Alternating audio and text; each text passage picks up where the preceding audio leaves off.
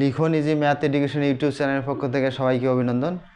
গত দিনের মতো আমরা সাবজেক্ট হায়ার ম্যাথ ক্লাস 9 থেকে এসএসসি চ্যাপ্টার 2। তো আজকে একটি গুরুত্বপূর্ণ সৃজনশীল নিয়ে আলোচনা করব। তো আমরা উদ্দীপকে দেখতে পাই এক্স ওয়াই জেড এর একটি বহুপদী হলো function x y z equal x cube plus y cube plus z cube minus thrice x y z. তো এই ফাংশনে দেখাও যে function f x y z হলো একটি চক্রক্রমিক রাশি। এটা হলো কি চক্রক্রমিক রাশি। এখানে এফ এক্স অর্থাৎ function f x y z চক্রক্রমিক রাশিতে চক্রক্রমিক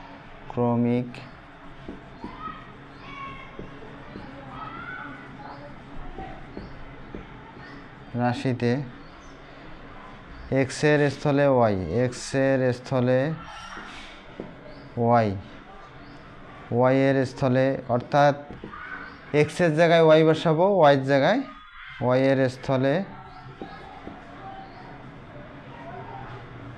জেড, জেড এর এবং জেড এর স্থলে এবং জেড এর স্থলে এক্স বসাইয়ে পাই।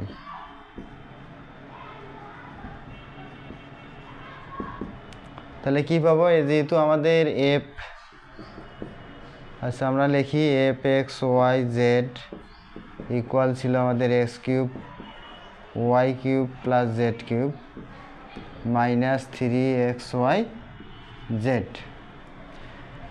তাহলে এই পর্যন্ত আমরা একটি কাজ করলাম শুধুমাত্র, যে এক্স এর জায়গায় আমি ওয়াই বসাই, আমরা কি বসাবো? ওয়াই বসাবো এবং ওয়াইয়ের জায়গায় জেড এবং জেডের জায়গায় এক্স বসাবো।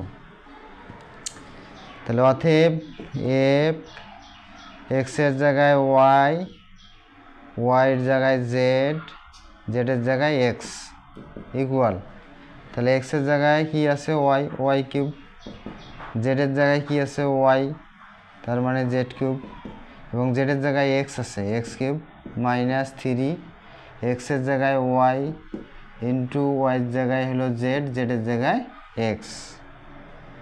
তাহলে আমাদের কি দাঁড়ায়? Y cube Z cube